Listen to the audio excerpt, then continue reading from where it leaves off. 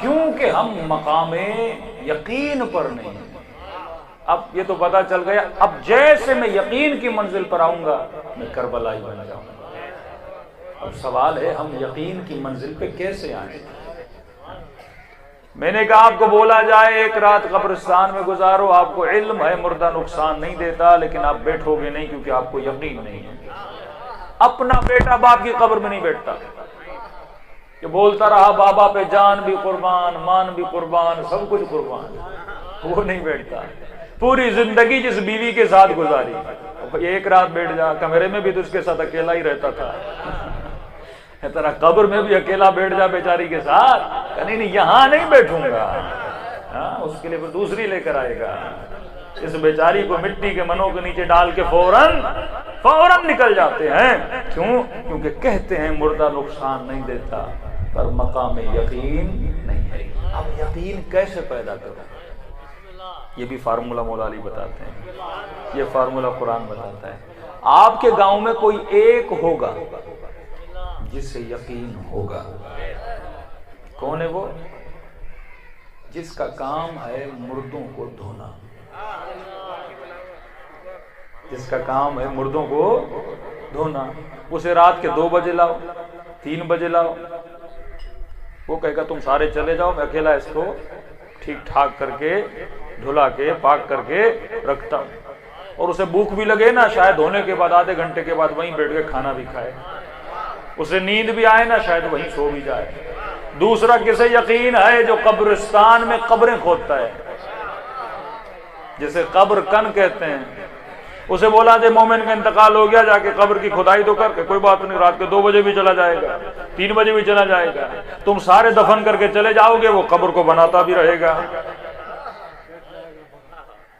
اسے کیوں ڈر نہیں لگتا؟ مجھے کیوں ڈر لگتا ہے؟ مردوں کو دھونے والے کے دل میں مردے کا ڈر کیوں نہیں؟ قبروں کو کھودنے والے کو مردے کا ڈر کیوں نہیں؟ وجہ ہے، فرماتے ہیں اس نے اتنی مرتبہ دھویا ہے، اسے یقین ہو گیا یہ اٹھتا نہیں ہے۔ اتنی مرتبہ اس نے قبریں کھودی، اسے پتا ہے مردہ کچھ نہیں کرتا۔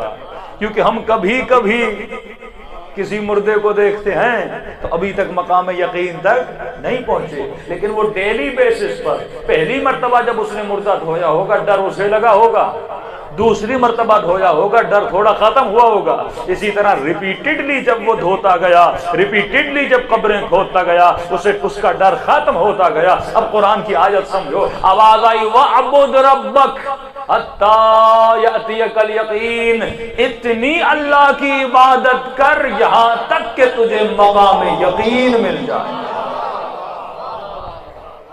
تو تکرار عمل، جتنا تو ریپیٹ کرتا ہے ایک عمل کو بار بار، تجھے مقام یقین مل جاتا ہے۔ اللہ کیوں دن میں 5 بار بلاتا ہے؟ ایک ہی بار بول دیتا پڑھ لے، بندے کی جان ہی چھوٹ جائے۔ ہاں کہ 17 رکعت ایک ہی وقت میں پڑھ لے آدمی، صبح اٹھو، دوپہر اٹھو، شام اٹھو، مغرب پہ آؤ، عشاء پہ آؤ، کہ میں بار بار بولا کہ تجھے مقام یقین دینا چاہتا ہے۔ جو مقام یقین پر ہو نا، اس کا سر کٹ بھی جائے پر نو کے نیزہ پہ قرآن کی تلاوت میں مشغول رہتا ہے۔ ایسے مومنین کا چند سال پہلے ایک جنازہ تھا نا، ایک مومن کا مرحوم ہو گیا، لیکن اس کے جنازے پر نوح خان جب نوحہ پڑھ رہا تھا تو اس کی آنکھوں سے آنسو نکلتے، مر چکا ہے پر آنکھیں پھر بھی رو رہی تھی، کیونکہ وہ مقام یقین پر فائز ہو چکا تھا۔ یہ مقام تکرار عمل، جتنا ریپیٹ کرو گے۔ اللہ کہتا ہے اس دن میں 17 رکعت کے لیے میں تجھے بلاتا ہوں۔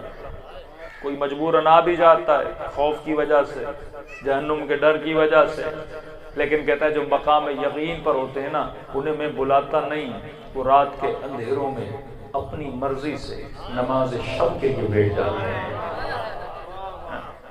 نماز تہجد پڑھتے ہیں۔ یہ وہ میرے بندے ہیں جو کس پر فائز ہیں؟ مقام یقین پر۔ فرمایا بہن زینب حسین کو نماز تہجد میں نہ بلانا۔ یہ وصیت کیوں کر رہے ہیں؟ تاکہ شیعہ سنیں اور مقام یقین تک پہنچیں۔ ہم یقین کی بڑی کمی ہے، ہر شے سے ڈرتے ہیں سوائے خدا کے. مردے سے ڈرتے ہیں، کتے سے ڈرتے ہیں، ظالموں سے ڈرتے ہیں، حکمرانوں سے ڈرتے ہیں، لیکن اگر کسی کا خوف نہیں تو پروردگار عالم کا. کیوں خدا ایسی بارشیں بھیجتا ہے؟